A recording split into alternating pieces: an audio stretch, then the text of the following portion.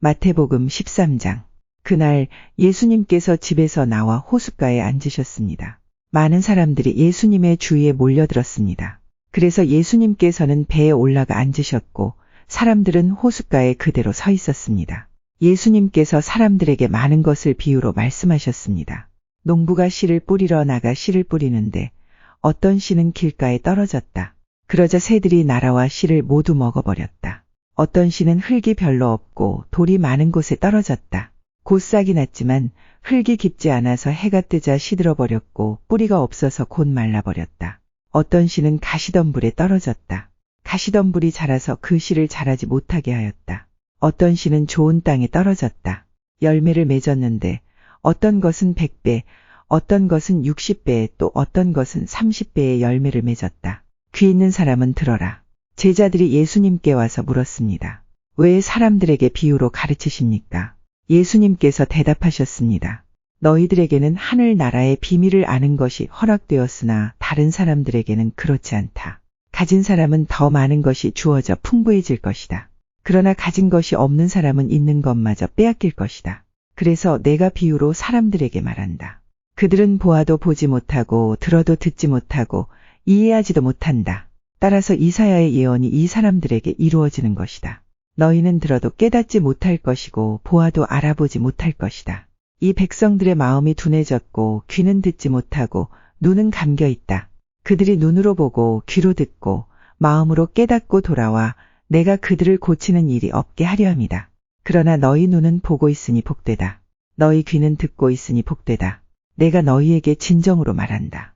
많은 예언자들과 의인들이 너희가 지금 보는 것을 보고 싶어 했지만 보지 못했다. 너희가 듣는 것을 듣고 싶어 했지만 듣지 못했다. 씨 뿌리는 사람의 비유를 들어라. 누구든지 하늘 나라의 말씀을 듣고도 깨닫지 못하면 악한 자가 와서 마음속에 뿌려진 것을 빼앗아 가버린다. 이런 사람은 길가에 뿌려진 씨와 같은 사람이다. 돌무더기에 뿌려진 씨와 같은 사람은 말씀을 들을 때 기쁘게 얼른 받아들이는 사람이다. 그러나 뿌리가 없어 오래가지 못한다. 말씀 때문에 어려움이 생기고 박해를 당하면 곧 넘어진다. 가시덤불에 떨어진 씨와 같은 사람은 말씀을 들으나 세상 염려와 재물의 유혹이 말씀을 가로막아 결국 열매를 맺지 못한다. 좋은 땅에 떨어진 씨와 같은 사람은 말씀을 듣고 깨닫는 사람이다. 이런 사람은 열매를 맺는데 어떤 사람은 100배, 어떤 사람은 60배, 어떤 사람은 30배의 열매를 맺는다. 예수님께서 그들에게 또 다른 비유로 말씀하셨습니다. 하늘 나라는 자기 밭에 좋은 씨를 심은 사람의 빗될 수 있다. 사람들이 잠들었을 때 원수가 와서 밀 사이에 가라지를 뿌리고 갔다. 밀이 자라서 나달이 익을 때에 가라지도 보였다.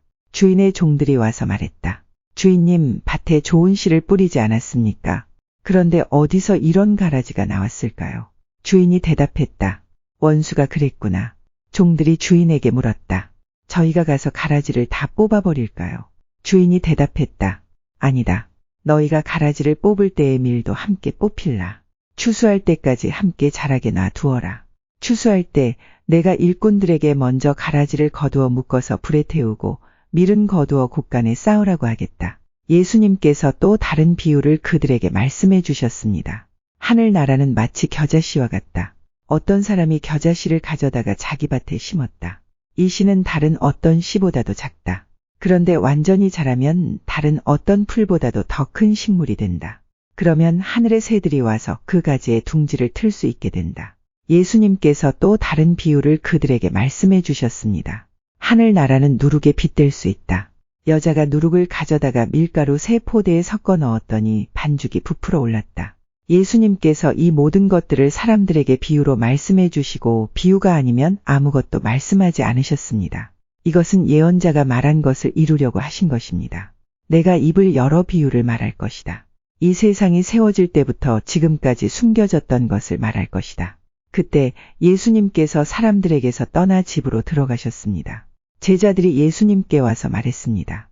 밭에 난 가라지의 비유에 대해 저희들에게 설명해 주십시오. 예수님께서 대답해 주셨습니다. 밭에 좋은 씨를 뿌리는 이는 인자이다. 그리고 밭은 세상이다. 좋은 씨는 하늘 나라의 모든 아들들이다. 가라지는 악한 자의 아들들이다. 그리고 나쁜 씨를 심은 원수는 마귀이다. 추수 때는 세상의 마지막 날이다. 추수하는 일꾼들은 천사들이다. 가라지는 다 뽑혀서 불에 태워지는 것 같이 세상의 마지막 날에도 그렇게 될 것이다. 인자가 천사들을 보낼 것인데 이들은 죄를 짓게 만드는 자들과 불법을 행하는 자들을 모두 하늘나라에서 추려내 불타는 아궁이에 던질 것이다. 사람들이 그곳에서 슬피 울고 고통스럽게 이를 갈 것이다. 그때 의인은 아버지의 나라에서 해처럼 빛날 것이다. 귀 있는 자는 들어라. 하늘나라는 밭에 숨겨진 보물과 같다. 어떤 사람이 그 보물을 발견하고 다시 밭에 숨겼다. 그는 매우 기뻐하며 돌아가서 가진 것을 모두 팔아 그 밭을 샀다. 또한 하늘나라는 진주를 찾는 상인과 같다. 아주 값진 진주를 발견하자 그 사람은 가서 가진 것을 모두 팔아 그 진주를 샀다. 또한 하늘나라는 호수에 던져 온갖 종류의 고기를 잡은 그물과 같다. 그물이 가득 찼을 때 어부들은 바닷가로 그물을 끌어당겼다. 그들은 앉아서 좋은 물고기는 바구니에 담고 나쁜 것들은 던져버렸다. 세상 끝날에도 이렇게 될 것이다. 천사가 와서 의인들 가운데서 악한 사람들을 구별하여 낼 것이다. 천사가 그들을 불타는 아궁이에 던질 것이다.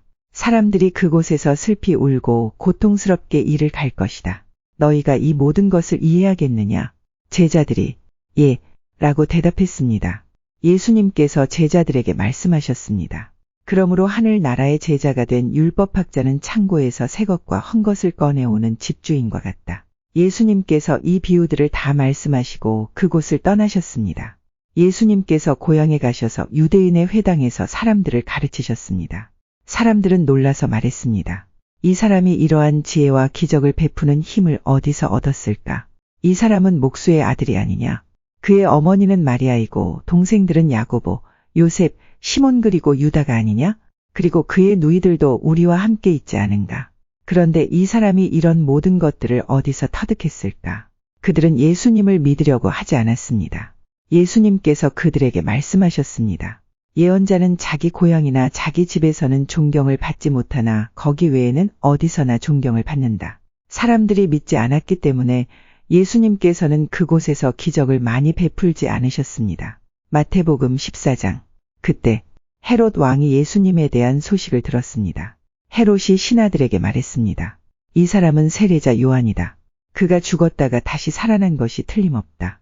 그 사람에게서 기적이 나타나는 것도 바로 이 때문일 거야. 헤롯은 예전에 요한을 체포하여 결박하고 감옥에 가둔 적이 있었습니다. 헤롯이 이렇게 한 것은 자기 동생 빌립의 아내였던 헤로디아 때문이었습니다. 요한이 헤롯에게 당신이 헤로디아를 아내로 삼은 것은 잘못이오 라고 말했던 것입니다. 헤롯은 요한을 죽이려고 했지만 사람들이 두려웠습니다. 이는 사람들이 요한을 예언자라고 생각하고 있었기 때문이었습니다. 그런데 헤롯의 생일에 헤로디아의 딸이 손님들 앞에서 춤을 추었습니다. 헤롯은 매우 기분이 좋았습니다. 그래서 헤롯은 딸이 요청하는 것은 무엇이든지 주겠다고 맹세하였습니다. 어머니로부터 지시를 받은 딸은 헤롯에게 말했습니다. 쟁반 위에 세례자 요한의 머리를 담아주세요. 왕은 망설였지만 자기가 한 맹세 때문에 그리고 함께 식사를 하던 손님들 때문에 요한의 머리를 주라고 명령을 내렸습니다. 그는 사람을 보내어 감옥 안에 있는 요한의 머리를 베게 하였습니다. 요한의 머리가 쟁반에 담겨서 왕에게 왔고 왕은 그것을 소녀에게 주었습니다. 소녀는 그것을 자기 어머니에게 가져다 주었습니다. 요한의 제자들이 와서 시체를 거두어 장사를 지냈습니다. 그들은 예수님께 와서 이 소식을 전했습니다. 예수님께서 이 소식을 들으시고 그곳을 떠나 배를 타고 혼자 조용한 곳으로 가셨습니다. 그러나 여러 마을에서 사람들이 이 사실을 전해 듣고 걸어서 예수님을 따라왔습니다. 예수님께서 배에서 내려 많은 사람들이 모여 있는 것을 보았습니다. 예수님께서는 그들을 불쌍히 여기시고 병든 사람들을 고쳐주셨습니다. 저녁이 되자 제자들이 예수님께 와서 말했습니다. 이곳은 외딴 곳이고 시간도 너무 늦었습니다. 사람들을 이제 보내어 마을에 가서 먹을 것을 각자 사도록 하는 것이 좋겠습니다. 예수님께서 제자들에게 대답하셨습니다. 갈 필요가 없다. 너희가 그들에게 먹을 것을 주어라. 제자들이 대답했습니다. 우리가 가진 것이라고는 빵 5개와 생선 2마리뿐입니다. 예수님께서 말씀하셨습니다. 그것들을 내게 가져오너라. 사람들을 풀밭에 앉게 하신 후 예수님께서는 빵 5개와 생선 2마리를 손에 들고 하늘을 바라보며 감사 기도를 드리셨습니다. 그 다음에 제자들에게 그것을 떼어주셨고 제자들은 그것을 사람들에게 나누어 주었습니다. 모든 사람들이 먹고 배가 불렀습니다. 먹고 남은 조각들을 거두었더니 12바구니에 가득 찼습니다. 먹은 사람은 약 5,000명이나 되었는데 이는 여자와 어린이가 포함되지 않은 숫자입니다.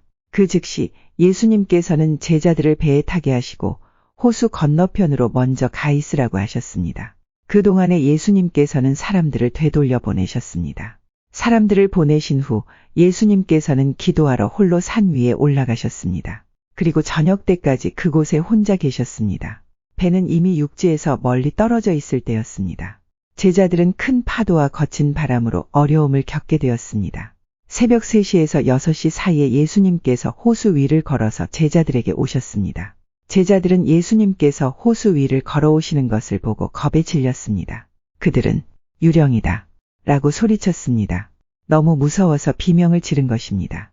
예수님께서 얼른 그들에게 말씀하셨습니다. 안심해라. 나다. 두려워하지 마라. 베드로가 예수님께 말했습니다. 주여, 정말 주님이시라면 저에게 물 위로 걸어오라고 하소서. 예수님께서 말씀하셨습니다. 오너라. 베드로는 배에서 내려 물 위를 걸어 예수님께로 향했습니다. 그런데 베드로는 거센 바람을 보자 겁이 났습니다. 물에 빠지기 시작하자 소리를 질렀습니다. 주님, 살려주십시오. 예수님께서는 즉시 손을 내밀어 베드로를 잡아주시며 말씀하셨습니다. 믿음이 적은 사람아, 왜 의심하느냐? 베드로와 예수님이 배 안에 오르자 바람이 잔잔해졌습니다. 배 안에 있던 사람들이 예수님께 경배하며 말했습니다. 주님은 분명히 하나님의 아들이십니다. 예수님과 제자들은 호수를 건너 게네사렛이라는 곳에 이르렀습니다. 그곳 사람들이 예수님을 알아보았습니다. 그들은 근처에 있는 모든 지역으로 사람들을 보내어 환자들을 예수님께 모두 데리고 왔습니다. 이들은 예수님의 옷깃에라도 손을 대게 해달라고 매달렸고 손을 댄 사람들은 모두 병이 나았습니다. 마태복음 15장. 그때 몇몇 바리새파 사람과 율법학자들이 예루살렘으로부터 예수님께 와서 물었습니다. 당신의 제자들은 어째서 장로들이 우리에게 전하여 준 법을 지키지 않습니까? 당신의 제자들은 음식을 먹기 전에 손을 씻지 않습니다. 예수님께서 이들에게 대답하셨습니다. 너희는 어째서 장로들의 전통을 지키려고 하나님의 명령을 지키지 않느냐? 하나님께서는 내 아버지와 어머니를 공경하라고 말씀하셨다. 또한 아버지나 어머니를 욕하는 사람은 반드시 죽으리라고 말씀하셨다. 그런데 너희는 아버지나 어머니에게 드리려던 것을 하나님께 드렸다고 하면 자기 부모를 공경하지 않아도 된다라고 말하면서 너희 전통을 빌미로 하나님의 말씀을 무시하고 있다. 위선자들아, 이사야가 너희에 대해 예언한 것이 옳다. 이 백성들이 입술로는 나를 공경하나 마음은 내게서 멀구나. 헛되이 내게 예배를 드리고 사람의 훈계를 교리인 양 가르친다. 예수님께서 사람들을 불러 모으시고 말씀하셨습니다. 너희는 듣고 깨달아라. 입으로 들어가는 것이 사람을 더럽히는 것이 아니라 입에서 나오는 것이 사람을 더럽힌다. 그때 제자들이 예수님께 와서 물었습니다. 바리새파 사람들이 이 말씀을 듣고 감정이 상한 것을 아십니까? 예수님께서 대답하셨습니다. 하늘에 계신 나의 아버지께서 직접 심지 않으신 나무는 모두 뿌리 뽑힐 것이다. 그들을 내버려 두어라. 이들은 앞 못 보는 인도자이다. 보지 못하는 사람이 다른 보지 못하는 사람을 안내하면 둘 다 구덩이에 빠질 것이다. 베드로가 예수님께 말했습니다. 이 비유를 설명해 주십시오. 예수님께서 말씀하셨습니다. 아직도 이해하지 못하느냐?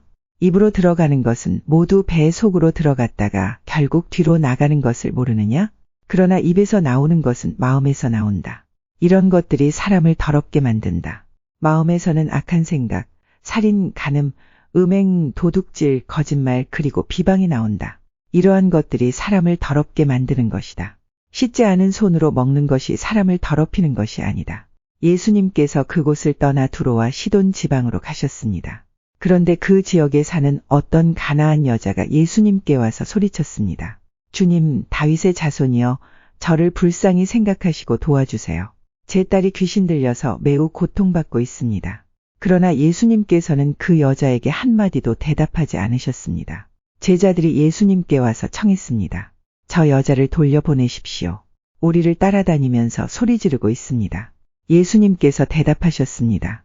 나는 이스라엘 집에 잃어버린 양에게로만 보냄을 받았다. 그때 그 여자가 예수님께 와서 절을 하고 간청했습니다. 주님, 도와주십시오. 예수님께서 대답하셨습니다. 자기 자식의 빵을 집어서 개에게 던져주는 것을 옳지 않다. 그 여자가 대답했습니다. 그렇습니다. 주님, 그러나 개라도 주인의 식탁에서 떨어진 음식 부스러기는 먹습니다. 그러자 예수님께서 말씀하셨습니다. 여자야, 너의 믿음이 크구나. 내가 원하는 대로 될 것이다. 바로 그때 그 여자의 딸이 나았습니다. 예수님께서는 그곳을 떠나 갈릴리 호숫가로 가셨습니다. 그리고 산 위에 올라가서 앉으셨습니다. 그러자 많은 사람들이 예수님께 왔습니다. 다리를 저는 사람, 걷지 못하는 사람, 보지 못하는 사람, 말 못하는 사람, 그 밖에 많은 병자들을 데리고 왔습니다. 이들은 병자들을 예수님의 발 앞에 두었고 예수님께서는 이들을 고쳐주셨습니다. 사람들은 말하지 못하던 사람이 말을 하고 지체 장애인이 성한 몸을 갖게 되고 다리를 저는 사람이 다시 걷고 보지 못하는 사람이 다시 보는 것을 보고 모두 놀랐습니다. 그리고 이스라엘의 하나님께 영광을 돌렸습니다. 예수님께서 제자들을 부르시고 말씀하셨습니다. 이 많은 사람들이 나와 함께 3일 동안이나 있었는데 먹을 것이 없으니 불쌍하구나. 저들이 길에서 쓰러질지도 모른다. 제자들이 예수님께 물었습니다. 여기는 빈들인데 이처럼 많은 사람들을 배불리 먹일 만한 빵을 어디서 구하겠습니까? 예수님께서 물으셨습니다. 너희가 빵을 얼마나 가지고 있느냐? 그들이 대답했습니다. 7개입니다. 그리고 작은 생선 몇 마리가 있습니다. 예수님께서는 사람들에게 바닥에 앉으라고 지시하셨습니다. 7개의 빵과 생선을 들고 감사 기도를 드린 후 예수님께서는 이것을 나누어 제자들에게 주셨습니다. 제자들은 그것을 사람들에게 주었습니다. 모든 사람들이 먹고 배가 불렀습니다. 제자들이 남은 빵 조각을 거두어 드리니 7개의 커다란 광주리에 가득 찼습니다. 먹은 사람들은 모두 4,000명이었습니다. 이는 여자와 어린아이를 계산하지 않은 수입니다. 예수님께서 사람들을 돌려보내시고 배를 타고 마가단이라는 곳으로 가셨습니다. 마태복음 16장. 바리새파 사람들과 사두개파 사람들이 예수님께 왔습니다. 이들은 예수님을 떠보려고 하늘에서 온 증거를 보여달라고 하였습니다. 예수님께서 대답하셨습니다. 저녁 때에 너희는 하늘이 불그스레하니 내일은 맑겠구나라고 말한다. 그리고 아침에 너희는 하늘이 불그스레하고 어둑어둑하니 오늘은 날씨가 굳겠구나라고 말한다. 하늘의 모습은 구별할 줄 알면서 어찌 시대의 증거는 구별하지 못하느냐? 악하고 음란한 세대가 증거를 요구한다. 그러나 요나와 같은 증거 외에는 아무것도 받지 못할 것이다. 그리고 나서 예수님께서는 그들에게서 떠나셨습니다. 제자들이 호수 건너편으로 왔는데 빵을 가져오는 것을 잊었습니다. 예수님께서 제자들에게 말씀하셨습니다. 바리새파 사람과 사두개파 사람의 누룩을 조심하여라. 제자들은 서로 수군거렸습니다. 빵을 가져오지 않았어. 예수님께서 제자들이 말하는 것을 알아채시고 말씀하셨습니다. 믿음이 적은 자들아, 어째서 빵이 없는 것을 두고 서로 수군대느냐? 아직도 깨닫지 못하느냐? 빵 5개로 5,000명을 먹인 것을 기억하지 못하느냐? 그때 남은 것을 몇 바구니에 거두어 드렸느냐? 그리고 빵 7개로 4,000명을 먹인 것을 기억하지 못하느냐? 그때 남은 조각을 몇 광주리로 거두었느냐? 내가 빵에 대하여 말하는 것이 아님을 어째서 깨닫지 못하느냐? 바리새파 사람들과 사두개파 사람들의 누룩을 주의하여라. 그제서야 제자들은 빵의 누룩에 대해 말씀하시는 것이 아니라 바리새파 사람들과 사두개파 사람들의 교훈을 주의하라는 말씀인 줄 깨달았습니다. 예수님께서 가이사랴 빌립보에 가셨습니다. 예수님께서 제자들에게 사람들이 인자를 누구라고 하느냐? 하고 물으셨습니다. 제자들이 대답했습니다. 어떤 사람들은 세례자 요한이라고도 하고 또 어떤 사람들은 엘리야라고 합니다. 또 어떤 사람들은 예레미야나 예언자 가운데 한 사람이라고 합니다. 예수님께서 제자들에게 물으셨습니다. 그러면 너희는 나를 누구라고 하느냐? 시몬 베드로가 대답했습니다. 주님은 그리스도시며 살아계신 하나님의 아들이십니다. 예수님께서 베드로에게 말씀하셨습니다. 요나의 아들 시몬아, 네가 복되다. 내 혈육이 이것을 내게 알려준 것이 아니라 하늘에 계신 내 아버지께서 알려주신 것이다. 내가 내게 말한다. 너는 베드로다. 내가 이 돌 위에 내 교회를 지을 것이니 지옥의 문이 이것을 이기지 못할 것이다. 내가 내게 하늘 나라의 열쇠를 줄 것이다. 무엇이든지 내가 땅에서 잠그면 하늘에서도 잠겨 있을 것이요. 무엇이든지 내가 땅에서 열면 하늘에서도 열려 있을 것이다. 그리고 나서 예수님께서 제자들에게 자신이 그리스도라는 것을 아무에게도 말하지 말라고 엄히 일렀습니다. 그때부터 예수님께서는 자신이 예루살렘에 반드시 가야만 하며 거기서 장로들과 대제사장 그리고 율법학자들에게 고난을 받아 결국엔 죽임을 당하지만 3일째 되는 날에 다시 살아나실 것을 제자들에게 설명하기 시작하셨습니다. 그러자 베드로가 예수님을 붙들고 말렸습니다. 절대로 그럴 수는 없습니다. 주님, 이런 일이 결코 일어나지 않을 것입니다. 예수님께서 돌아서며 베드로에게 말씀하셨습니다. 사탄아, 내 뒤로 썩 물러가라. 내가 나를 넘어지게 한다. 너는 하나님의 일을 생각지 않고 오직 사람의 일만 생각하는구나. 그때 예수님께서 제자들에게 말씀하셨습니다. 만일 누구든지 나를 따라오려면 자기를 부정하고 자기 십자가를 지고 나를 따르라. 누구든지 자기 목숨을 건지려고 하는 사람은 잃을 것이다. 그러나 누구든지 나를 위하여 자기 목숨을 잃는 사람은 얻을 것이다. 만일 어떤 사람이 온 세상을 얻고도 자기 영혼을 잃으면 무슨 소용이 있겠느냐? 사람이 무엇과 자기 영혼을 바꿀 수 있겠느냐? 인자는 아버지의 영광을 가지고 천사들과 함께 올 것이다. 그때는 사람의 행위대로 갚아줄 것이다. 내가 너희에게 진정으로 말한다. 여기 서 있는 사람 가운데 몇몇은 인자가 자신의 나라에 오는 것을 볼 때까지 죽음을 맛보지 않을 사람도 있다. 마태복음 17장 6일 뒤에 예수님께서 베드로와 야고보 그리고 야고보의 동생 요한을 데리고 따로 높은 산에 올라가셨습니다. 그들 앞에서 예수님의 모습이 변화되었습니다. 예수님의 얼굴은 해같이 빛나고 옷은 빛처럼 희게 되었습니다. 그때에 모세와 엘리야가 나타나 예수님과 함께 말씀을 나누었습니다. 베드로가 예수님께 말했습니다. 주님, 우리가 여기 있는 것이 좋습니다. 원하신다면 제가 여기에 천막을 3개를 세우겠습니다. 하나는 주님을 위해, 또 하나는 모세를 위해, 그리고 마지막 하나는 엘리야를 위해서 말입니다. 베드로가 말하는 동안에 갑자기 빛나는 구름이 그들 위를 덮고 그 속에서 이는 내가 사랑하며 기뻐하는 아들이다. 너희는 그의 말을 들어라. 하는 소리가 들려왔습니다. 제자들이 그 소리를 듣고 얼굴을 땅에 대고 엎드리며 무서워하였습니다. 예수님께서 그들에게 오셔서 어루만지시며 말씀하셨습니다. 일어나라, 무서워하지 마라. 제자들이 눈을 들어보니 아무도 보이지 않고 예수님만 혼자 계셨습니다. 산 아래로 내려올 때 예수님께서 제자들에게 당부하셨습니다. 인자가 죽음에서 다시 살아날 때까지 너희가 본 것을 아무에게도 말하지 마라. 제자들이 예수님께 여쭈었습니다. 어째서 율법학자들은 그리스도가 오기 전에 엘리야가 먼저 와야 한다고 말하는 것입니까? 예수님께서 대답하셨습니다. 엘리야가 와서 모든 것을 회복시킬 것이다. 그러나 내가 너희에게 말한다. 엘리야는 이미 왔다. 그런데 사람들은 그를 알아보지 못하고 그에게 자기들 마음대로 하였다. 이처럼 인자도 그들로부터 고통을 받을 것이다. 그때서야 제자들이 예수님께서 세례자 요한을 두고 말씀하셨다는 것을 깨달았습니다. 예수님과 제자들이 사람들에게 갔을 때 어떤 사람이 예수님께 와서 무릎을 꿇고 절을 하며 말했습니다. 주님, 제 아들에게 자비를 베풀어 주십시오. 이 아이가 간질에 걸려서 너무나 고생하고 있습니다. 이 아이는 가끔 불에도 뛰어들고 물에도 뛰어듭니다. 제가 이 아이를 제자들에게 데리고 왔었는데 고칠 수 없었습니다. 예수님께서 말씀하셨습니다. 아, 믿음이 없고 뒤틀어진 세대여. 도대체 언제까지 내가 너희와 함께 있어야 하겠느냐? 언제까지 내가 너희를 참아야 하겠느냐? 그 아이를 내게 데리고 오너라. 예수님께서 귀신을 꾸짖으셨습니다. 그러자 귀신이 아이에게서 나가고 그 아이는 즉시 나았습니다. 제자들이 예수님께 따라와서 물었습니다. 어째서 우리는 귀신을 쫓아낼 수 없었습니까? 예수님께서 대답해 주셨습니다. 너희 믿음이 적어서이다.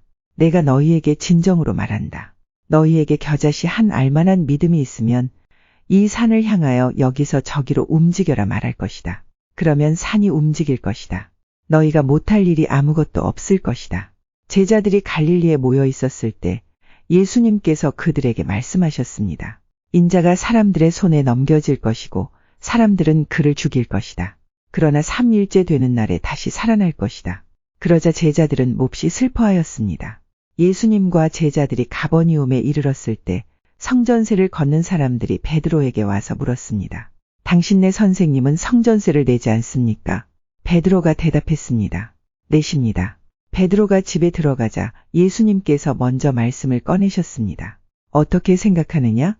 시몬아, 이 세상의 왕들은 관세와 세금을 누구에게서 받느냐? 왕의 자녀들한테서냐? 아니면 다른 사람들한테서냐? 베드로가 대답했습니다. 다른 사람들에게서입니다. 예수님께서 베드로에게 말씀하셨습니다. 그러므로 왕의 자녀들은 세금을 낼 필요가 없다. 그러나 성전세 걷는 사람들을 자극해서는 안 되겠다. 그러니 호수에 가서 낚시를 던져라. 그리고 첫 번째 낚은 물고기의 입을 벌려보아라. 은돈 1개가 있을 것이다. 그것을 가져다가 성전세 걷는 사람에게 나와 내 몫으로 주어라. 마태복음 18장. 그때 제자들이 와서 예수님께 물었습니다. 하늘나라에서는 누가 가장 높은 사람입니까? 예수님께서 한 어린아이를 부르시더니 제자들 앞에 세워놓으셨습니다. 그리고 말씀하셨습니다. 내가 너희에게 진정으로 말한다. 너희가 돌이켜 어린아이처럼 되지 않으면 하늘나라에 들어갈 수 없다. 이 어린아이처럼 자신을 낮추는 사람이 하늘나라에서 가장 높은 사람이다. 누구든지 내 이름으로 이와 같은 어린아이를 환영하는 사람은 나를 환영하는 것이다. 누구든지 나를 믿는 이런 어린아이 한 명이라도 죄를 짓게 하는 사람은 차라리 자기 목에 연자맷돌을 메고 깊은 바다에 빠지는 것이 더 나을 것이다. 사람들을 넘어지게 하는 방해물 때문에 이 세상에 화가 미친다. 방해물이 없을 수는 없다. 그러나 사람들을 걸려 넘어지게 하는 방해물과 같은 사람에게는 화가 있다. 만일 너희의 손이나 발이 너를 넘어지게 하거든 잘라서 던져버려라. 장애인으로 영원한 생명에 들어가는 것이 2손과 2발을 가지고 영원한 불에 던져지는 것보다 훨씬 낫다. 만일 너희의 눈이 죄짓게 하거든 뽑아서 던져버려라. 한 눈만 가지고 영원한 생명에 들어가는 것이 2눈을 가지고 지옥불에 던져지는 것보다는 훨씬 낫다. 이 어린아이 한 명이라도 업신여기지 마라. 내가 너희에게 말한다. 그들의 천사들이 하늘에 계신 내 아버지의 얼굴을 항상 뵙고 있다. 너희는 어떻게 생각하느냐? 만일 어떤 사람에게 100마리의 양이 있는데 그 중에서 한 마리가 길을 잃었다면 산에 99마리의 양을 남겨두고 길 잃은 그 양을 찾으러 가지 않겠느냐? 내가 진정으로 말한다. 만일 양을 찾게 되면 길을 잃지 않은 99마리의 양보다 그 양 한 마리 때문에 더욱 기뻐할 것이다. 마찬가지로 이 어린아이 중 하나라도 잃어버리는 것은 하늘에 계신 너희 아버지의 뜻이 아니다. 만일 내 형제가 내게 죄를 짓거든 가서 단둘이 있을 때의 잘못을 지적하여라. 만일 그가 내 말을 들으면 내 형제를 얻은 것이다. 그러나 만일 내 말을 듣지 않으면 한두 사람을 데리고 다시 가거라. 그래서 내가 하는 모든 말에 2-3 사람의 증인을 대라. 만일 그들의 말도 들으려고 하지 않으면 교회에 말하여라. 만일 교회의 말도 듣지 않으려고 하면 이방 사람이나 세리처럼 여겨라. 내가 너희에게 진정으로 말한다. 너희가 이 세상에서 묶은 것은 하늘에서도 묶여 있을 것이다. 이 세상에서 너희가 푼 것은 하늘에서도 풀려 있을 것이다. 다시 너희에게 진정으로 말한다. 너희 가운데 2 사람이 이 세상에서 마음을 같이하여 무엇을 구하면 하늘에 계신 내 아버지께서 이루어 주실 것이다. 2-3 사람이 나의 이름으로 모인 곳에는 나도 그들 가운데 있을 것이다. 그때 베드로가 예수님께 와서 물었습니다. 주님, 형제가 제게 죄를 지으면 몇 번이나 용서해 주어야 합니까? 7번까지입니까? 예수님께서 대답하셨습니다. 7번까지가 아니라 7번씩 70번까지라도 용서해 주어야 한다. 그러므로 하늘나라는 자기 종들과 셈을 가리려는 왕에 빗댈 수 있다. 왕이 셈을 시작할 때에 10,000달란트를 빚진 종이 불려왔다. 그 종은 왕에게 돈을 갚을 수가 없었다. 그래서 주인은 종에게 아내와 자녀들과 가진 것을 다 팔아 빚을 갚으라고 명령했다. 종은 주인의 무릎 아래 엎드려 빌었다. 기다려 주십시오. 제가 모든 것을 갚겠습니다. 주인은 그 종을 불쌍히 여기고 풀어주며 빚을 없던 것으로 해주었다.